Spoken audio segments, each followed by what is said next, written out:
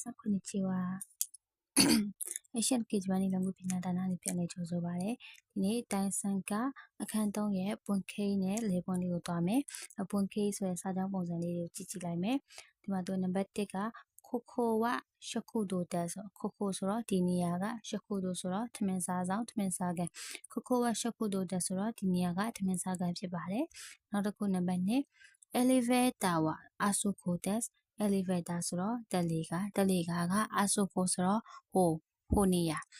elevator ကဟိုမှာပါတဲ့ဟိုနေရဆိုတော့ဟိုမှာပါပေါ့နော်အဲ့လိုမျိုးဒီမြန်မာလိုပါတာပြန်ရမယ်ဆို elevator ဟိုမှာတဲ့အဲ့တော့နောက်တစ်ခုလေပွင့်ဥပမာစာကြောင်းလေးတွေကိုတွားမယ်လေပွင့်ရဲ့一番ခိုခိုဝရှင်းအိုဆာကာတက်စကဒီနေရာကရှင်းအိုဆာကာလားတဲ့တော့မိကွန်းစကားလုံးလေးနဲ့မေးလိုက်တာဒါရှင်းအိုဆာကာလားတဲ့ hi ဆိုတဲ့ဆိုတော့ဟုတ်ပါတယ်ဆိုတဲ့ဆိုတာဟုတ်ပါတယ်နိဗ္ဗာန်တိုးလဲဝဒိုကိုတက်စကတွိုင်းလက်ကဘယ်မှာလဲအဆိုခိုတက်ဟိုမှာပါတဲ့နေရာပြပေါ့နော်တယောက်ကကို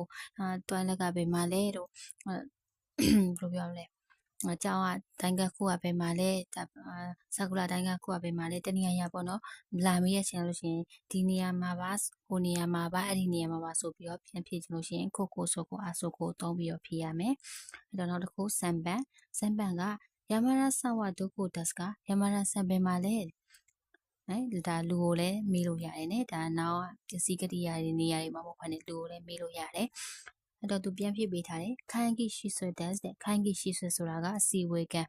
အဲ့တော့ယာမရာဆံဘယ်မှာလဲဆိုတော့အစီဝေကန်ထဲမှာပါတဲ့နောက်တစ်ခုယွန်းပန်ကဂျီမူရှောဝဒိုချီလာတက်စကဂျီမူရှောဆိုတော့ယုံကန်ကဒိုချီလာတက်စကဆိုတော့ဘယ်ဘက်မှာလဲဒိုခိုနဲ့ဒိုချီလာနေရအဓိပ္ပာယ်တူတူပါပဲနဲ့ဒိုချီလာဆိုတာကယဉ်ကျေးတဲ့အသုံးလုံးဒိုခိုဆိုတာကပုံမှန်ပြောတဲ့စကားလုံးအဲတော့ဂျီမူရှောဝဒိုချီလာတက်စကယုံကန်ဘယ်မှာလဲအချီလာတက်စ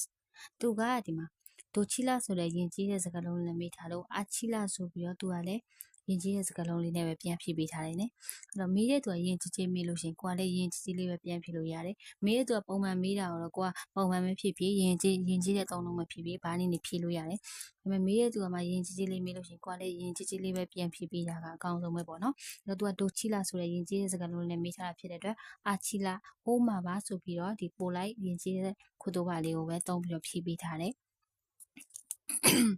နောက်တစ်ခုနံပါတ်5ကောပန်ကအိုခုနီဝဒိုချီလာတက်စကအိုခုနီဆိုတော့တိုင်းပြည်ဒိုချီလာတက်စကဆိုတော့ဘယ်ရလဲအဲ့တော့မင်းရဲ့တိုင်းပြည်ကဘယ်ရလဲမင်းကဘယ်တိုင်းပြည်ရလဲဆိုရင်မေးချင်တာသူဖြေထားတာ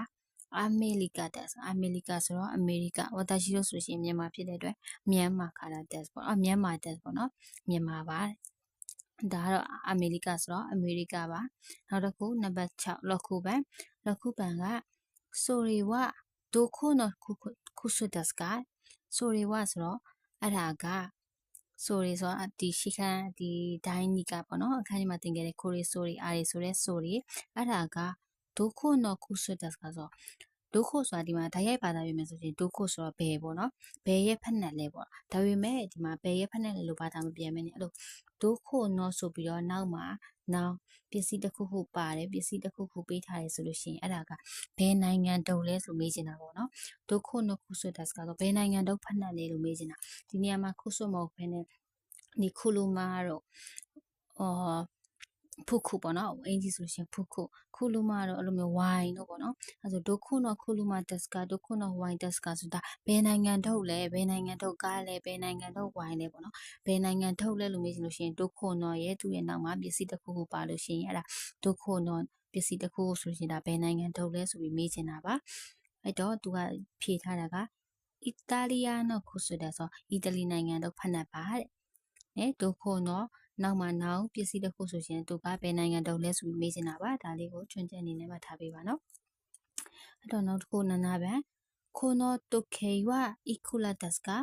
ခိုနိုတိုကေဆိုဒီနာယီကအီကူလာတက်စကဆိုဘလောက်လဲအီကူလာဆိုတာကငွေကြေးတွေပတ်စံရည်တွက်တဲ့နေရာတွေမှာပဲသုံးတယ်ဘလောက်လဲဆိုတာကိုငွေကြေးတွေနေရာမှာပဲမေးပါတယ်အဲ့တော့အီကူလာတက်စကဆိုဘလောက်လဲဆိုတော့သူကပတ်စံအောင်မေးတာပါဒီမှာ18600ဆိုတော့Ichiman Hassan Lopyaku Andes and ဆိုတာဂျပန်ရဲ့ငွေကြေး unit ငွေကြေးရေတွက်တဲ့ unit က and ပါမြန်မာဆိုလို့ရှိရင်ကျပ်ဂျပန်က and အဲ့တော့18600 yen တဲ့မြန်မာလိုပြောမယ်ဆိုရှင်တော့သူက and yen ဖြစ်သွားတာပေါ့နော်သူ့ရဲ့ဂျပန်တက်တော့ကတော့ and အဲ့တော့18600ဆိုတော့ ichiman hatsan600 yen ですねဒါကအခန်း3ရဲ့ပွင့်ခိနဲ့လဲပွန်လေးပါ